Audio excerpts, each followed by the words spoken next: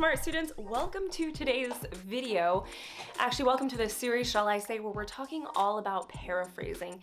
Previous video, we learned the 6 different types of plagiarism. Now what I need to do is tell you guys the most common mistakes people make, intentionally or not, when it comes to plagiarizing. And then I'm gonna give you my 3, 4, I don't remember how many, but I have a number of surefire tips and tricks, strategies that are gonna help you avoid plagiarism every single time. Let's see if I can slide out of here a little better. Let's go.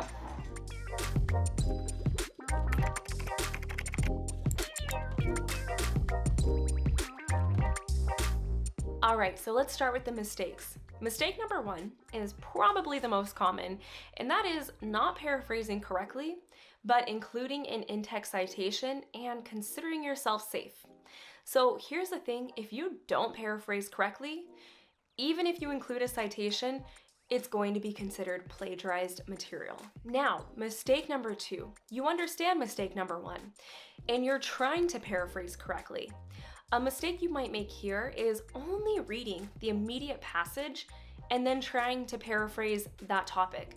So for example, let's say you're trying to talk about what a customer relationship management system is, a CRM system is. And so you just read the definitional paragraph about it, and then you go try and talk about what it is in your paper. Guess what? You're gonna have a really hard time writing a paraphrase passage about what a CRM is. It's kind of important that you understand who it's for, how it's used, what it's made up of. So don't be afraid to read around just the portion that you're trying to paraphrase. Go ahead and increase your understanding of the topic because that's going to ensure that you paraphrase correctly. But now, mistake number 3. Let's say you don't have time to read extra material and you kind of just need to get the material down on your paper right now. Here's a mistake that a lot of students make, and that is using a thesaurus to intentionally change a few of the words and then considering themselves safe. So I actually recommend using a thesaurus when you're paraphrasing, but you still need to change the wording of the entire sentence. You can't just change a couple words in that sentence and then try and pass it off as your own idea, because quite frankly, you're still just using that source's material. Now it's just a little bit different. So that is still going to be considered plagiarism. But now, the final common mistake that students make when it comes to plagiarism is changing the original meaning of the source. So I don't mean changing the entire thing generally, but you tweak it a little bit. So for example, you read an article, it is almost a slam dunk for what you need in your paper. So say you fib the results a little bit, or you fib the demographics they're talking about. Whatever the case may be, you change it just a little bit so that it better fits your paper or better suits your needs. Again, this is a mistake because in order to use that original source's ideas, thoughts in your paper, you can't change what they wrote about in theirs. You do need to paraphrase it, but you can't change the meaning, if that makes sense. But now let's go ahead and talk about those actionable things you can do to avoid plagiarism. Starting with the first one, and that is paraphrasing or directly quoting correctly.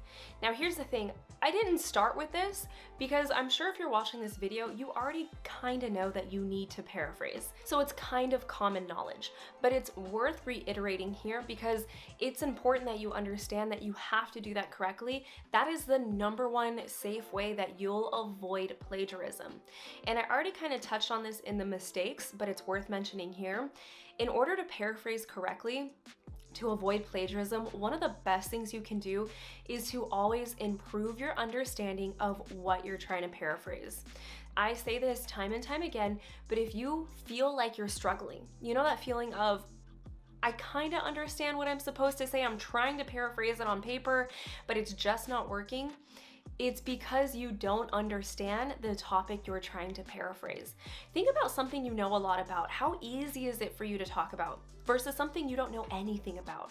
It's really hard for your brain to formalize words, and so researching is no different. Effective research is about improving your understanding because that's how you're going to translate it from your mind down onto that piece of paper. But let's go ahead and move on to the next tip, which is to keep track of your sources. This is going to depend on how advanced you are on paraphrasing, or even how complex your assignment is. So, a lot of times, if you're doing a lot of research and you're reading through tons and tons of articles and sources, sometimes it's best to go ahead and keep researching, keep reading, but keep track of your sources so that way when you are writing your paper later, you know exactly what came from where. Because if you cite the wrong source in the wrong place, it doesn't matter. It's still plagiarism. And as I've said before, intentional or unintentional, the punishment is still the same. So keep track of your sources, cover your bases, that's key. Now, the next tip I'd like to offer you is actually from my own personal toolbox. I like to call it cite as you write. And so basically what this is as you're researching, you're writing your paper simultaneously. And this is what I did for every single paper. So you have a list of objectives you're trying to fulfill. I would focus on the first one. I would research, I would write it, I would cite it. And then I'd move on to the next one, and the next one, and the next one.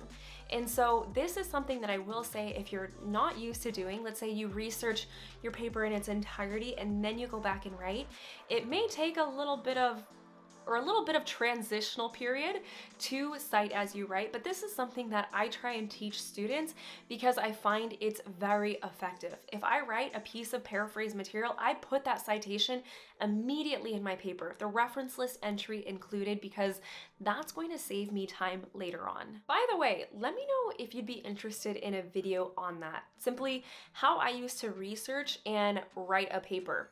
A lot of people, we all use different methods, and so sometimes it helps to see how someone else does it to realize that your system maybe could be a little more efficient. And so let me know if you want to see that.